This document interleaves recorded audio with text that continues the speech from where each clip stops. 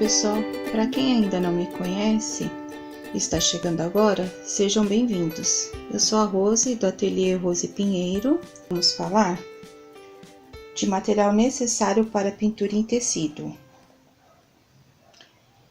Eu vou estar focando aqui em material para iniciantes, porque o foco aqui é ensinar desde os princípios básicos.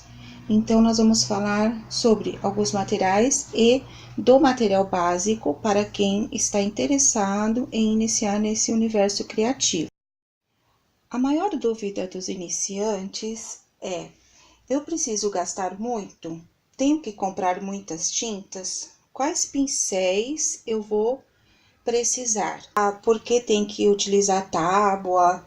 Essas e outras dúvidas nós vamos estar falando neste vídeo.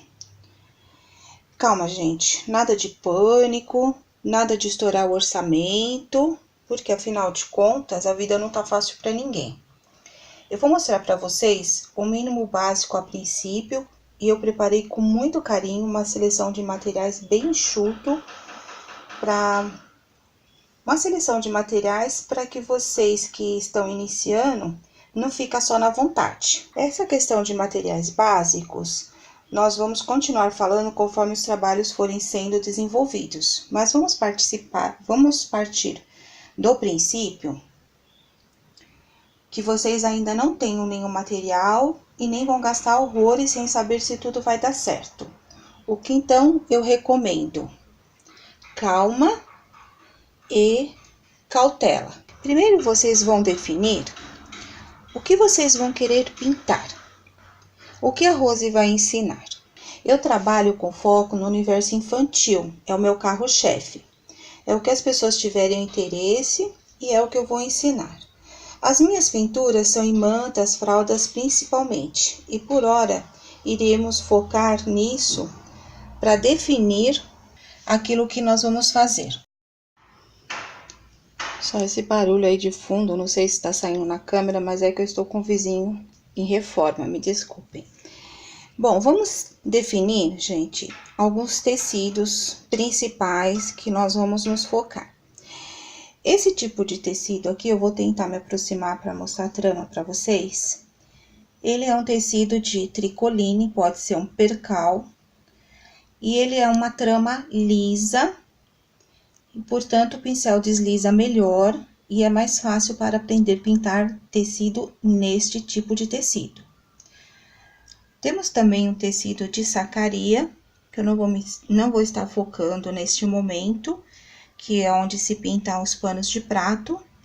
Também tem uma trama não é tão lisa, como vocês podem ver a diferença, olha. Não é tão liso, mas também pode estar se treinando nesse tipo de tecido. E temos o tecido de fralda. Deixa eu ver aqui, se eu consigo mostrar, acho que assim tá focando melhor. Aqui tem um barrado, pintboard, dá pra ver a diferença aqui, onde tem o barrado e aonde começa a trama da fralda. É um tecido bem delicado. Para quem for pintar e for iniciante, eu aconselho muito a que compre essas fraldas que tem esse barrado pintboard. Na questão das fraldas, eu sei que muitas vão me perguntar, então eu já vou deixar respondido. Qual a fralda melhor para pintar? Olha, pessoal, até hoje eu sempre usei a fralda Cremer Luxo. Não é a Cremer normal, é a Cremer Luxo, porque assim, se você vai fazer um trabalho de pintura, vai ter um valor agregado e você vai querer vender por um preço justo, você não pode usar um material de má qualidade. Essa caixa aqui, que eu estou mostrando para vocês, a Cremer já não faz mais desta forma. É que eu tenho estoque de fralda, então esse aqui ainda é um estoque antigo. E a Cremer tinha, aqui eu vou focar para vocês, 52 fios por centímetro quadrado, desculpa. Então, essa fralda sempre foi muito boa, precinho um pouco mais alto que as demais, mas valia a pena. Hoje eu vejo muitas artesãs reclamando, porque eles diminuíram a quantidade de fios para 50, e algumas artesãs reclamando que a qualidade caiu muito. Eu não posso dizer ainda sobre isso, porque eu não comprei ainda do estoque novo. Eu tô sempre indo atrás de quem tem estoque antigo para comprar. Durante os próximos vídeos, eu vou falar de uma outra fralda que eu compro por metro, principalmente para fazer fraldinha de boca. E se eu testar outra fralda, eu vou estar falando para vocês. Mas de início, o que eu posso falar é sobre essa, porque esta é a que eu utilizo. Bom, evidentemente nós vamos precisar, né, pessoal, de riscos, que vocês podem estar adquirindo ou em revistas especializadas, certo? Podem estar tirando da internet. Hoje em dia, muitos têm os riscos na internet. Algumas pessoas que vendem apostilas prontas para passar para o tecido. Eu mesma vou estar disponibilizando para vocês algumas apostilas já com desenhos perfeitos, sem estar deformados e no tamanho ideal para uma manta ou uma fralda, ok? Nós vamos precisar lápis borracha, o tecido onde vocês vão estar passando o risco, papel carbono. Eu, particularmente, eu gosto de usar esse carbono contínuo, esses que vem olerite, por exemplo, tá? Para vocês entenderem melhor. E quanto mais velhinho, tá vendo aqui, ó, quanto risco? Quanto mais velhinho tiver o carbono, melhor, porque ele deixa um traçado no tecido, olha, mais limpo, sem muito borrão, que não vai interferir na pintura. Se vocês têm um carbono que ele ainda tá muito novo, passa um paninho seco nele e tira o excesso de carbono, que isso ajuda bastante a vocês a não borrarem o tecido. Onde colocar o tecido para pintar? Quem trabalha com pintura em tecido, vocês já viram, usa sempre uma tábua para estar apoiando esse tecido para poder pintar, ok? Muitas artesãs usam de uma forma, outras usam de outra. Existem as pessoas que gostam de passar cola permanente na tábua, porque aí ela fica mordente assim.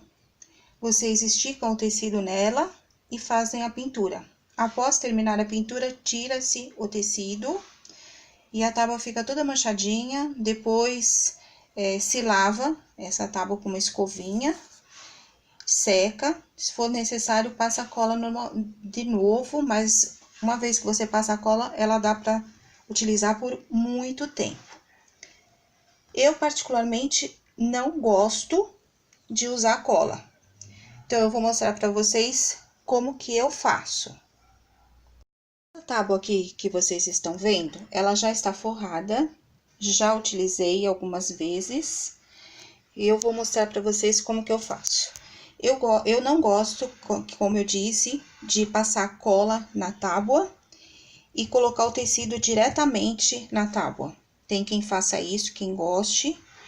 Aí, após a pintura, você tira o tecido, coloca o tecido para secar e reutiliza a tábua até você precisar lavar ela, porque começa a sair resíduo de tinta no avesso do tecido que você está pintando, se você deixar. Eu prefiro usar um outro tecido. Esse tecido aqui que eu usei para forrar essa tábua, ele se chama Textolém. Vocês veem que ele é um tecido de poliéster, ele é bem baratinho, é bem em conta. E uma vez que eu pinto a tábua, dá para mim usar muito. Mesmo ela estando manchada assim, dá para usar porque essas manchas não saem, que estão aqui no tecido, elas não vão sair no tecido novo. Mesmo que eu ponha o tecido, vem com tinta aqui em cima, ela não vai sair. Então, eu costumo colocar esse tecido, Textolém, e eles não estão colados, até para ficar mais fácil depois para eu tirar. Então, eu faço isso, olha. Eu prendo com fita crepe. Isso é uma tábua de Eucatex. Ela Em qualquer marcenaria vocês acham essa tábua e vocês pedem para cortar na medida que vocês precisem. Até algumas casas de artesanato já tem ela para vender. Mas em marcenaria, lugares que vendem madeira, é mais fácil. Eu comprei na Leroy Merlin, pedi para eles cortarem na medida que eu queria. A minha até é grande, olha, porque como eu pinto manta, então às vezes eu pinto desenho maior. Então eles cortaram na medida que eu preciso, mas se vocês forem em marcenaria, eles têm com facilidade.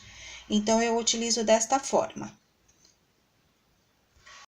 Para quem ainda não tem a tábua e não tem local fácil para comprar, não tá com disponibilidade. Então, vamos lá, gente. Vocês estão vendo essa prancheta aqui antiga? Essa prancheta, ela é feita de Eucatex. Então, de repente, vocês até têm uma encostadinha em casa também. Aqui foi dos primeiros lugares onde eu comecei a pintar.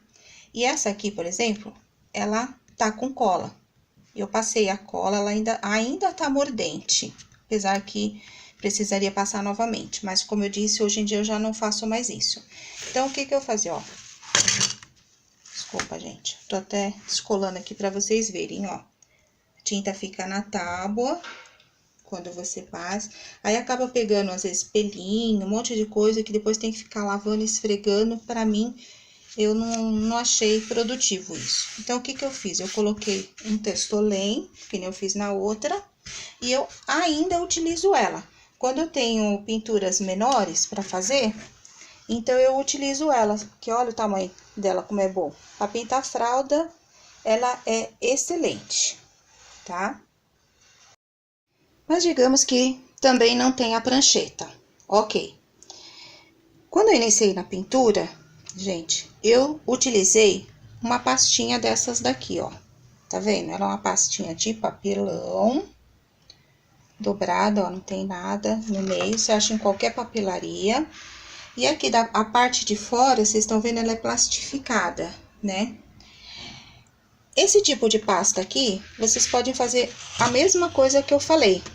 Vocês podem colocar um tecidinho em cima, prender com fita crepe do outro lado e pode pintar aqui em cima, que dá para fazer perfeitamente. Então, não é por falta de tábua que vocês vão deixar de pintar. Estão aí as opções, pode ser uma capa de agenda velha, por exemplo. Só um minuto, pessoal. Olha, eu até peguei aqui uma para mostrar para vocês. Às vezes, vocês têm algo desse tipo. Aí, olha, ela é bem grossa, tá vendo? Também dá para encapar e utilizar como se fosse uma tábua para pintura. Não tem desculpa para não pintar. Outros materiais que vamos precisar. Bom, evidentemente, nós vamos precisar de tinta, pincéis. Aqui nós temos alguns coadjuvantes, que é diluente, clareador incolor e aquarela silk. Eu tenho aqui pinta-bolinha, um pote para lavar os pincéis, bandejinha para diluir as tintas e poder trabalhar com elas, fita crepe. A bandejinha, gente, eu tenho esse pratinho aqui, tem um godê, mas eu uso muito, e vocês podem utilizar também, não precisa se desesperar, esses pratinhos de isopor que vem com alimento de supermercado, às vezes vem com frio. Eu lavo eles bem lavadinhos, seco e utilizo. Isso aqui é ótimo. Até aqui para deslizar o pincel no isopor, ele meio que desliza a tinta no pincel, é excelente. Então, vocês podem estar utilizando essas bandejinhas. Muito importante ter um paninho velho para poder secar os pincéis durante a pintura e tirar o excesso de tinta. Esse paninho pode ser uma camiseta velha, pode ser um paninho que vocês comprem de saco, que seja baratinho, aí vocês cortam em 4 e vão utilizando. Isso aqui dá para utilizar muito, tá? A gente só joga fora quando tá duro de tinta mesmo, mas dá para utilizar durante muito tempo. E eu aconselho ter um retalhinho de tecido branco liso, pode ser Pode ser um pedacinho até do próprio Textolém que eu falei para forrar a tábua, ou de um percal, qualquer retalhinho que vocês tenham. Que essa dica aqui é muito importante, que eu deixo do lado para testar às vezes a cor da tinta, para testar o pincel, para ver se o pincel não tá muito carregado, porque dependendo do que você for pintar no seu desenho, é melhor testar primeiro aqui nesse paninho branco. Essa dica vale ouro, viu, gente? Porque corrigir a tinta depois que tá no tecido é complicado. Esses são os materiais básicos. Eu vou estar falando para vocês nos próximos vídeos. Vou fazer um exclusivamente de pincel, porque as pessoas têm muitas dúvidas sobre pincéis.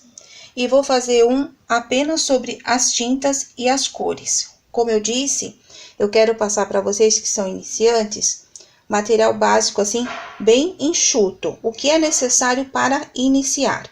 Porque você inicia, se apaixona, né?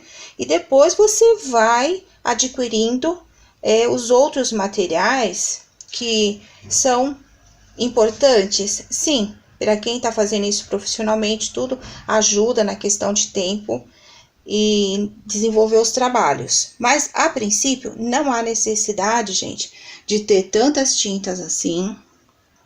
Não há necessidade de ter tantos pincéis assim. Não há necessidade de sair correndo comprar tábua, certo? Então, eu vou passar para vocês aquilo que vocês precisam a nível de tinta, de pincéis. O material básico que eu passei aqui para vocês, eu acho que dá para qualquer pessoa começar a pintar. É isso, pessoal. O básico para iniciar. Não deixem de assistir o vídeo 3 sobre pincéis e o vídeo 4 sobre tintas. Vai ajudá-los a decidir o caminho, o orçamento e conhecer os detalhes que vocês têm dúvida. Um bom dia e até a próxima!